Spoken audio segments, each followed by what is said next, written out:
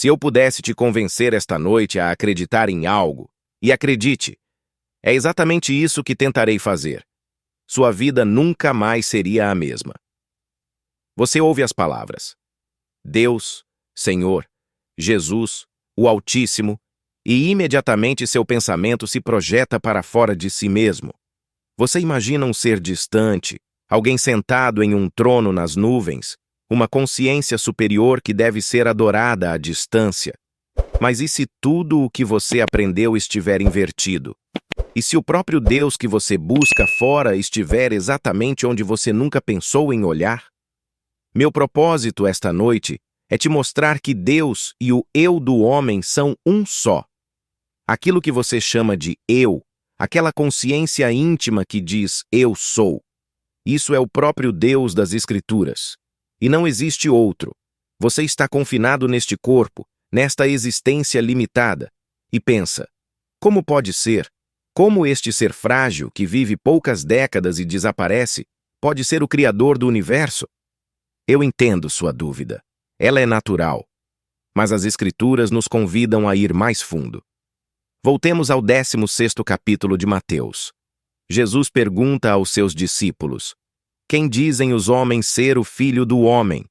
E eles respondem: uns dizem João Batista, outros Elias, outros Jeremias, ou algum dos profetas. Então ele faz a pergunta mais importante de todas: mas vós, quem dizeis que eu sou? Pedro, o porta-voz, responde: tu és o Cristo, o Filho do Deus vivo.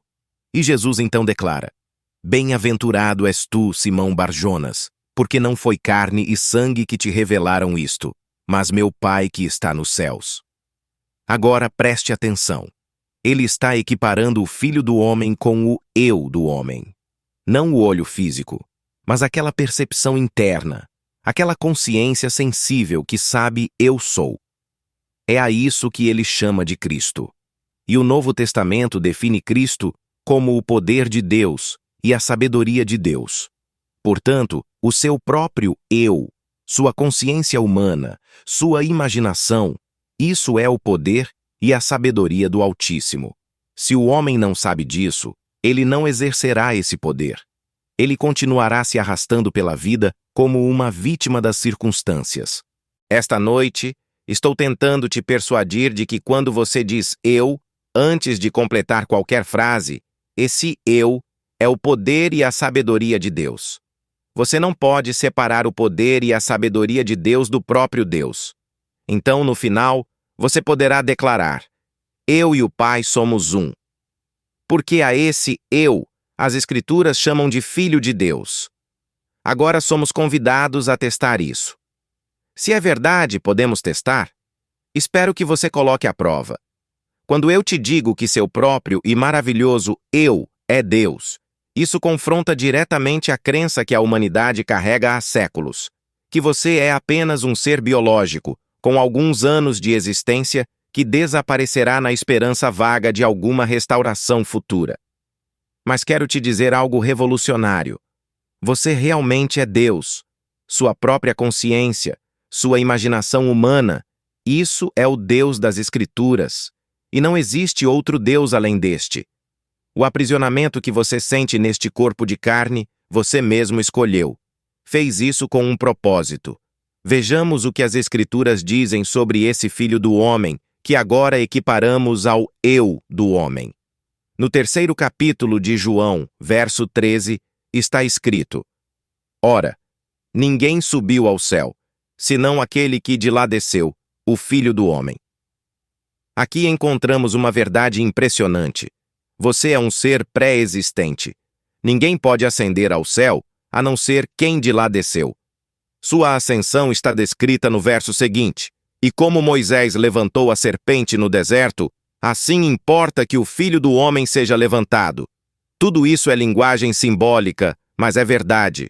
Você desceu para este mundo de morte, para esta geração onde tudo que nasce cresce, definha e desaparece. Mas há algo em você que jamais morre. Algo que é pré-existente e cujo lar é o céu, que significa harmonia. Você voluntariamente se esqueceu disso. Está fingindo ser apenas um homem. Desceu, tornou-se humano com todas as fraquezas, limitações e restrições da carne para experimentar este mundo de morte e decadência. Mas chegará o momento em que você ascenderá desta restrição, levando consigo todas as experiências adquiridas exatamente por causa desse aprisionamento voluntário. Se essa verdade ressoa no seu espírito, se você sente que há algo mais em você do que apenas carne e ossos, declare agora nos comentários: eu sou mais do que este corpo. Essa ascensão acontecerá exatamente da mesma maneira que Moisés levantou a serpente no deserto. Aquilo foi uma sombra, um prenúncio do que está por vir. Você vai se levantar literalmente da base da sua coluna, subindo pela espinha, até alcançar o seu próprio crânio, porque o céu está dentro de você. E você subirá como uma serpente de fogo, sem qualquer perda de identidade. Quanto à forma que você usará nesse momento, hesito até em descrever. Mas posso te adiantar. Seu rosto será humano, suas mãos serão humanas, sua voz será a mesma. Não me peça para descrever o corpo que você vestirá nessa experiência, porque é um corpo de poder, de sabedoria infinita, e ainda assim é uma forma. Você será aquela serpente flamejante. Essa descida não aconteceu por causa de erro algum. Não houve engano. Não foi um castigo. Foi um plano pré-determinado. Descer a este mundo de morte e decadência para, no final, vencê-lo. Se tivéssemos descido sabendo quem realmente éramos, se tivéssemos descido apenas fingindo ser humanos, não poderíamos cumprir o propósito. Não funcionaria. É como um ator no palco. Quando ele interpreta Hamlet, precisa realmente assumir o papel. Precisa mergulhar na personagem, sentir suas dores, suas dúvidas, sua loucura. E mesmo assim, lá no fundo da sua mente, ele sabe que é o grande ator que, ao final da noite, tirará a fantasia, pendurará no cabide e voltará para casa. Mas na manhã seguinte, ele vestirá novamente o figurino e repetirá a peça. Neste drama divino, porém, é diferente. Você não tira a fantasia. Você a veste por 70 anos, talvez 80 se tiver mais força, talvez menos. Você vive a experiência completamente, do início ao fim. E durante todo esse tempo, o eu do homem, aquela consciência que diz "eu sou", continua sendo o Deus das Escrituras, esperando o momento de despertar. Antes de prosseguirmos para os testes práticos dessa verdade, preciso esclarecer algo que foi perguntado na última palestra. Alguém questionou sobre a hierarquia no céu, se as posições são as mesmas que ocupamos aqui na Terra. A resposta é que tudo aqui é apenas uma cópia, uma sombra das realidades eternas. No 12º capítulo de 1 Coríntios, Paulo descreve os dons e ministérios, e ele nunca muda a ordem.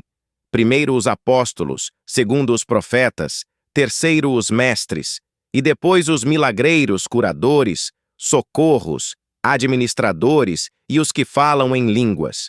Essa ordem é fixa, apóstolos e profetas sempre em primeiro lugar. Se você sente que Deus tem um chamado específico na sua vida, mesmo que você ainda não entenda completamente qual é, declare agora: "Eis-me aqui, Senhor." Você pode pensar que, ao revelar essas coisas, estou me colocando em uma posição superior, como se eu estivesse reivindicando para mim mesmo o primeiro lugar. Mas ponha seu coração em paz. No 11º capítulo de Romanos, Paulo fala sobre o remanescente, e esse remanescente nada mais é do que os eleitos de Deus. E não se trata de uma eleição baseada em méritos humanos. Você não é eleito porque nasceu em alguma etnia específica ou porque descende de Abraão segundo a carne. Isso não tem absolutamente nada a ver com a eleição divina.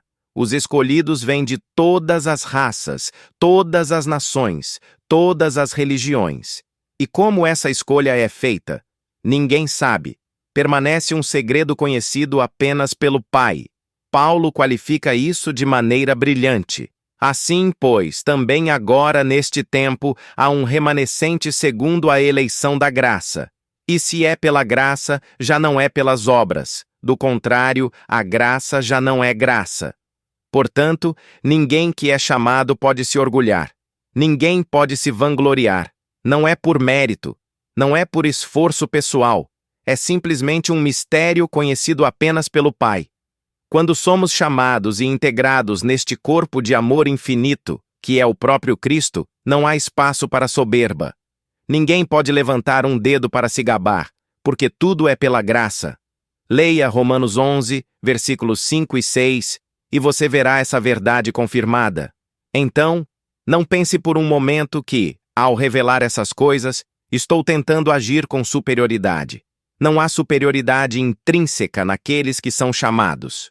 Paulo usa uma analogia, embora eu a considere imperfeita, mas você pode ler no texto. Ele compara com o corpo humano, onde diferentes membros têm diferentes funções. Nem todos são olhos, nem todos são nariz, nem todos são pés. Mas todos são igualmente necessários. Voltando ao que é prático. Acredite em mim quando digo que, quando você diz eu, antes de dizer eu sou João, eu sou Maria, eu sou isso ou aquilo, você está declarando o próprio Deus. Esse sentido de existir, essa consciência de ser, é Deus. E o que você vai colocar depois desse eu sou? Todas as coisas são possíveis para Deus. Neste exato momento, enquanto você está sentado aí, depois de afirmar eu sou, você pode assumir exatamente o que deseja ser. Se você realmente acreditar no que estou lhe dizendo sobre o seu próprio eu sou e permanecer fiel a essa suposição se solidificará em fato. Quando você ora, no sentido verdadeiro da palavra, não está orando a um Deus externo. Essa foi a instrução deixada por aquele que desceu e experimentou tudo em si mesmo. Toda a pompa religiosa, os rituais, as cerimônias, os objetos sagrados pendurados nas paredes, tudo isso que leva o indivíduo para fora de si mesmo, não é o que as Escrituras ensinam. No Antigo Testamento, existe um padrão. Ele disse: Eis que subimos para Jerusalém, e tudo o que está escrito sobre o Filho do Homem se cumprirá. Mas eles não entenderam. O que ele dizia estava além da capacidade deles. Ele estava subindo. E somente quem já experimentou as Escrituras, quem na verdade ressuscitou dentro de si mesmo esse padrão, pode compreender. Esse alguém desempenha o papel central. Ele é quem nasce do alto. Ele é quem sai do túmulo sem ajuda de ninguém. Ele é aquele de quem 3 testemunhas dão testemunho do seu nascimento. Ele é quem vê seu filho Davi, e Davi o chama de pai, e ele sabe que é pai de Davi, e Davi sabe que é seu filho. Ele é aquele cujo templo, o corpo, se parte de alto a baixo. Ele é quem sobe como uma serpente de fogo da base da espinha até o crânio. Ele é a pomba que desce. Ele é como Noé na arca. E como Noé recolheu os animais, ele recolhe tudo para si, porque o homem é a arca de Deus. E assim como a arca continha dentro de si todas as espécies, o homem contém dentro de si tudo o que cria. Nesse padrão, o indivíduo desperta dentro de si mesmo. E quem faz isso? O eu do homem. E isso é Deus. Esta noite você é desafiado a testar isso. Examine-se e veja se não percebe que Jesus Cristo está em você. A menos que você falhe no teste. Examine-se para ver se está retendo a fé. Não a fé em dogmas, não a fé em religiões, não a fé em títulos que o mundo te dá. A fé de que o seu próprio e maravilhoso eu é Deus. Se você está retendo essa fé, e todas as coisas são possíveis para Deus, então você deve ser capaz de provar isso no teste. Conheço uma moça que prometeu me escrever uma carta contando sua experiência, mas ela tem dificuldade de se expressar por escrito. Ela pinta maravilhosamente, faz verdadeiros milagres com pincéis e tintas, mas quando se trata de escrever uma carta, sofre. Eu pedi que ela escrevesse para que eu pudesse compartilhar com todos, mas a carta não chegou. A essência da história é esta. Ela é uma moça divorciada, com um filho pequeno e lindo. Quando se vive sozinha, se precisa de dinheiro, se tem um filho para sustentar, uma casa para manter, e o dinheiro não entra, a situação aperta, ela disse. Então, eu explodi, como está nos Salmos. E depois aplicou o princípio. Assumiu que já tinha exatamente o que precisava. E a partir daí, recebeu uma encomenda do First National City Bank de Nova York, o segundo maior banco do país, um pedido não solicitado de $5.000 para ser executado e entregue em um mês.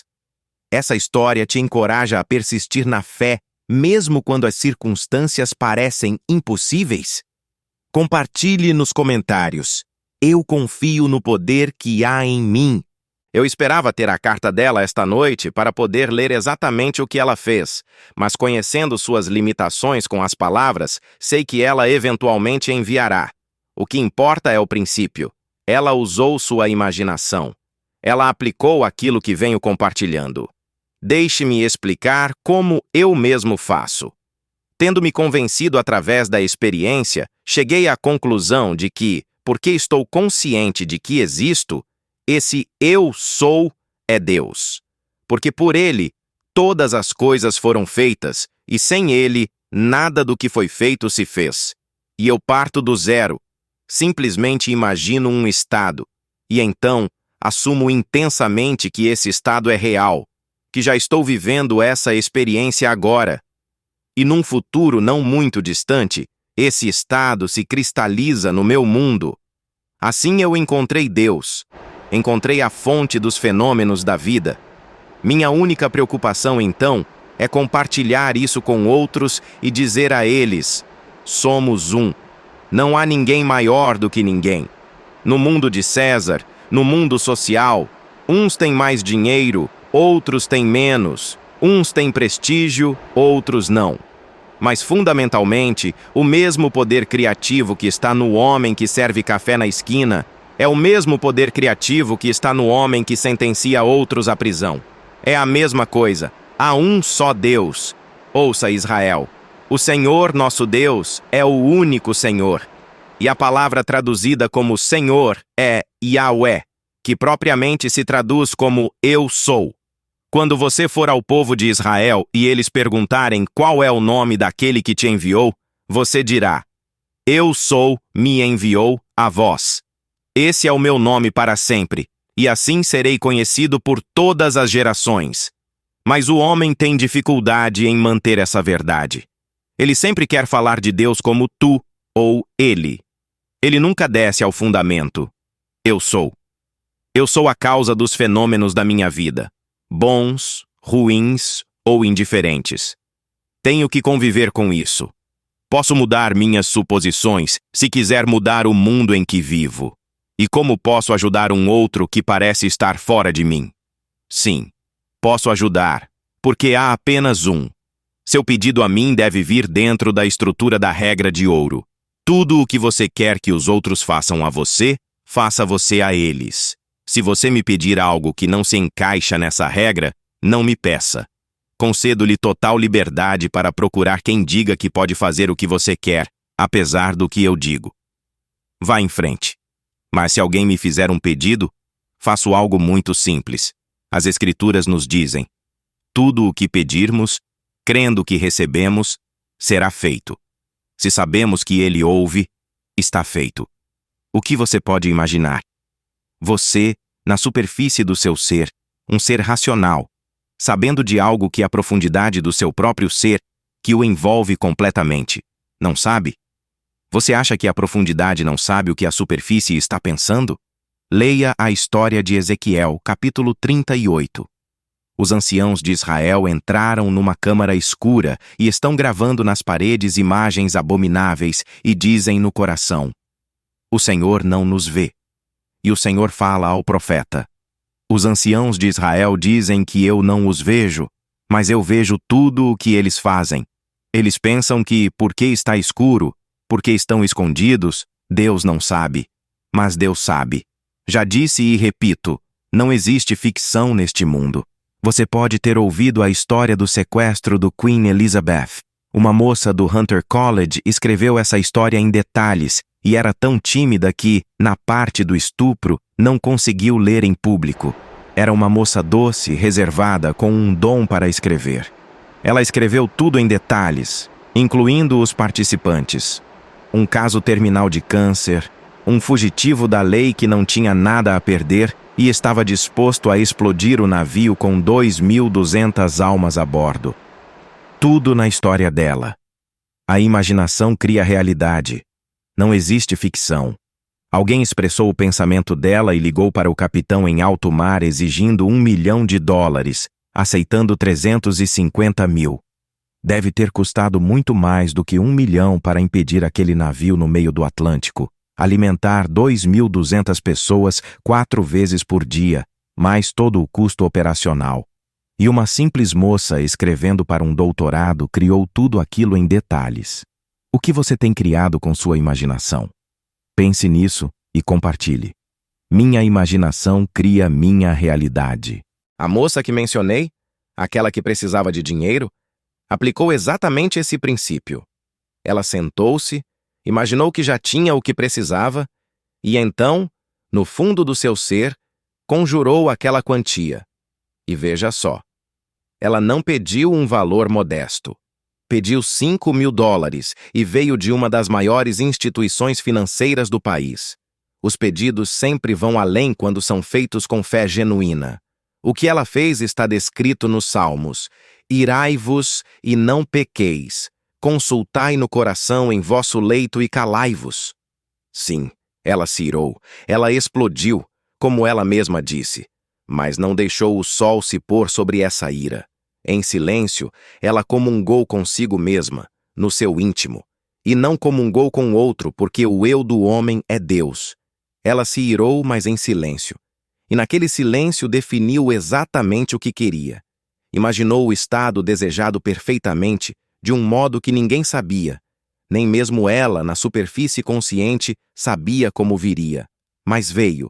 Tudo no mundo é criado dessa maneira. Quem sabe esta noite, alguém está pintando o pão que amanhã chamará de mudança. Mas quando fazem isso, são intensos no fazer, porque se você é morno, está escrito: quem dera fosses frio ou quente, assim, porque és morno, nem frio nem quente, estou a ponto de vomitar-te da minha boca. Você pode fazer qualquer coisa se for intenso. Pode querer ser rico, pode querer ser pobre, pode querer ser conhecido, pode querer ser anônimo. Não importa o que você quer, você deve ser intenso, e então comungar com seu próprio coração em seu leito, em silêncio, e deixar que a semente germine. O salmista compreendeu isso profundamente. Por isso digo a todos aqui, acredite em mim, seu próprio e maravilhoso eu, sua consciência, sua imaginação humana, isso é Deus. É o poder que você contempla. Embora pareça estar fora, está dentro. Na sua imaginação, da qual este mundo mortal é apenas uma sombra. Você pode mudar a sombra se mudar o objeto que a projeta. Você é a luz. Eu sou a luz do mundo. Mude o objeto que você está iluminando dentro de si mesmo. Mude a identificação que você faz desse objeto e você projetará uma nova sombra no mundo. Portanto, se você diz, eu sou desempregado, é isso que verá. Se diz, eu sou próspero, é isso que se manifestará. Não pergunte como, por quê ou através de quem. Isso não é preocupação da sua mente racional. Se você olhar para o background intelectual das pessoas que ganham milhões no mundo do entretenimento, duvido que passariam em qualquer exame vestibular hoje. Bob Hope conseguiria passar? E mesmo assim, ele acumulou uma fortuna. Conheci um amigo que já partiu deste mundo. Ele tocava em shows de vaudeville e toda semana pedia dinheiro emprestado a outro amigo meu para enviar ao banco e manter sua conta. Ele tinha que depositar uma certa quantia toda semana. Meu amigo Harry, que tinha uma banda, era o oposto. Não se importava com dinheiro. Bob Hope queria dinheiro, pedia emprestado e sempre pagava na semana seguinte. Eles iam a restaurantes e o que sobrava, pãezinhos, tudo, Bob levava para casa. Ele pagava por aquilo, então levava. Hoje ele tem centenas de milhões, se é que essa era a meta da vida dele. Mas eu falo de outra meta. A meta de despertar para quem realmente somos. Quando o homem desperta deste sonho, todo o mundo dos mortos e tudo o que ele contém não é nada comparado ao ser que você é. Você desceu do céu, onde tudo é seu. Como está escrito no Salmo 50, se eu tivesse fome, não te diria, pois meu é o mundo e toda a sua plenitude. Você está pronto para despertar para quem realmente é? Declare agora, eu desperto para minha verdadeira identidade. Quando você desperta, não precisa pedir nada a ninguém. Mas enquanto você ainda está neste sonho da vida, lembre-se, somos um. Esta pequena mão aqui, se começar a coçar, é muito mais fácil eu usar a outra mão, que está aqui ao lado, para coçar, do que tentar contorcer esta mão para alcançar o ponto que coça. Da mesma forma, nós que somos membros uns dos outros, podemos nos ajudar. Todos nós somos o outro projetado. Portanto, você pode pedir ajuda a alguém em quem confia, mas se essa pessoa sabe como orar verdadeiramente, ela não vai estourar nenhum vaso sanguíneo, não vai se ajoelhar e orar para um Deus externo. Se ela sabe orar, não vai ameaçar ninguém neste mundo. O que ela fará é simplesmente representar você para si mesma como alguém que já tem o que pediu. Quando ela estiver satisfeita, quando interiormente estiver convicta de que você já tem o que deseja, ela não perguntará uma segunda vez pela mesma coisa. Ela não vai repetir o pedido. Ela ouviu uma vez, continua ouvindo, e continuará ouvindo até que aquilo que ela ouviu se externalize perfeitamente. Não caia na armadilha de pensar que precisa de tratamentos intermináveis. Isso é bobagem. Tratamento para quê? Ou é, ou não é. Quando começam a te prender nessa teia, dizendo que você precisa de mais e mais sessões, saiba que essas pessoas não entendem o que estão fazendo. Quando você ora, entre no seu íntimo, feche a porta dos sentidos, negue tudo o que parece tão óbvio aos olhos físicos, e seu Pai, que vê em secreto, te recompensará publicamente. Porque você e o Pai são um. Portanto, sua comunhão é com seu próprio ser. E o que ele te disser? Exatamente o que você pediu. Você na superfície pode duvidar, mas a profundidade ouviu. E a profundidade tem todo o poder para realizar. Você pode pedir qualquer coisa, desde que esteja dentro do código de ética da regra de ouro. Não peça a alguém que sabe orar algo que viole essa regra. Tudo o que vocês querem que os outros lhes façam, façam também vocês a eles.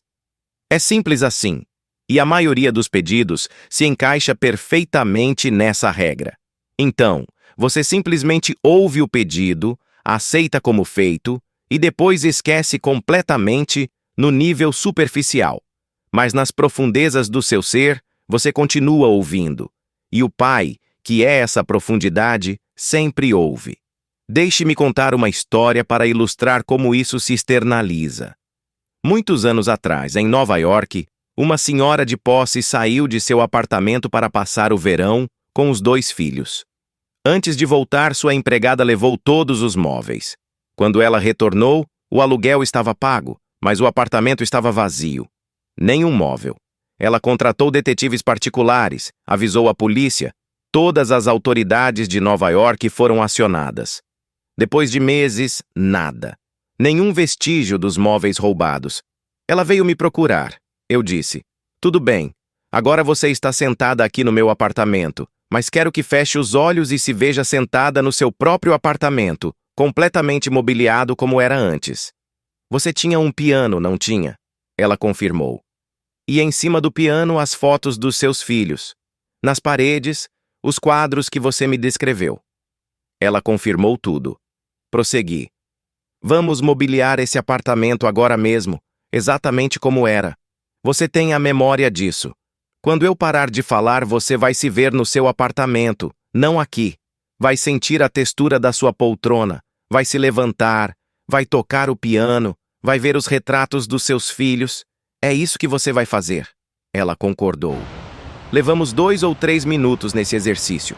Uma semana depois, ela saía de um banco na Madison Avenue. Ela tinha um histórico de instabilidade mental. Chegara a ser internada por algum tempo. As grades do banco a perturbaram, trazendo memórias difíceis.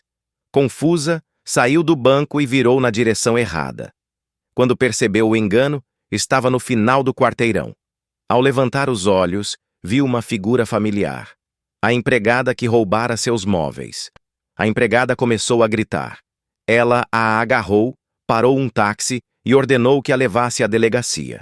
A empregada, que era enorme e forte, ficou tão paralisada pelo choque do encontro que se tornou impotente. Levaram-na à delegacia, onde estava guardada toda a mobília. Ela não precisou processar ninguém. Recuperou tudo e levou de volta para seu apartamento. O erro dela, a confusão mental, foi exatamente o caminho que o pai usou para levá-la ao encontro. Você já experimentou um acaso que mudou tudo? Isso foi Deus agindo. Compartilhe seu testemunho nos comentários para encorajar outros. Essa história demonstra perfeitamente como o princípio opera. Eu simplesmente fui ao fim. Fui ao estado onde o apartamento já estava mobiliado. Dei graças por aquilo estar completo. E deixei que aquele que habita nas profundezas do meu ser criasse os meios para me levar a esse fim. O fim é o meu começo. E o fim sempre precede os meios no mundo da imaginação. Portanto, nunca tente planejar os meios. Não diga à pessoa a quem você pede oração como as coisas devem acontecer. Se você fizer isso, ela perderá todo o interesse e dará as costas. Se você vai até alguém porque confia nessa pessoa, então confie de verdade. Ou você confia, ou não confia. Se você vai até alguém que realmente sabe orar, não diga a ela como fazer. Não dê instruções sobre os métodos que devem ser empregados. Ela irá ao fim. Ela começará pelo final, porque o fim é onde começamos. No meu fim está o meu começo. Estamos sempre adiante da evidência. Vou ao fim, vejo a coisa toda realizada e então simplesmente deixo que aconteça no meu mundo. Então, volto ao ponto central. O eu dentro de você. Agora você diz eu. Não importa quão pequenino você tenha se considerado até agora. Permita-me dizer, você é o Deus infinito, e a história de Jesus Cristo se repetirá em você. Você saberá disso. Todos nós passaremos por isso. Um dia, alguém chamado Jesus aparecerá? Não. O próprio Cristo, que é a sua própria consciência, desabrochará dentro de você. E quando você sair daquele túmulo, quando despertar completamente, então compreenderá as palavras de João. Amados, agora somos filhos de Deus, e ainda não é manifesto o que havemos de ser. Mas sabemos que, quando Ele se manifestar, seremos semelhantes a Ele, porque assim como é o veremos. E você verá. Verá que tudo o que foi escrito sobre o Filho do Homem se cumpriu em você. Porque você é o Filho do Homem. Você é o Cristo. Você é o Filho do Deus vivo. E essa descoberta não é para te inflar de orgulho, mas para te encher de gratidão, porque tudo é pela graça. Agora, leve essa verdade para a sua vida. Teste-a.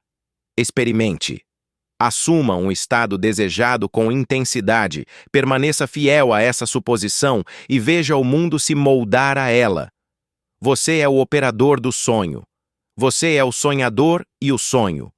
Você é Deus disfarçado, vivendo a experiência humana para no final, despertar para a glória que sempre foi sua. Que a paz que excede todo entendimento guarde o seu coração e a sua mente enquanto você caminha para o despertar. Se este conteúdo transformou sua maneira de enxergar a vida e você quer se aprofundar nesses ensinamentos, inscreva-se no canal, ative o sininho e compartilhe este vídeo com alguém que precisa despertar para quem realmente é. Deixe nos comentários, eu sou o que sou, e vamos juntos nessa jornada de autodescoberta.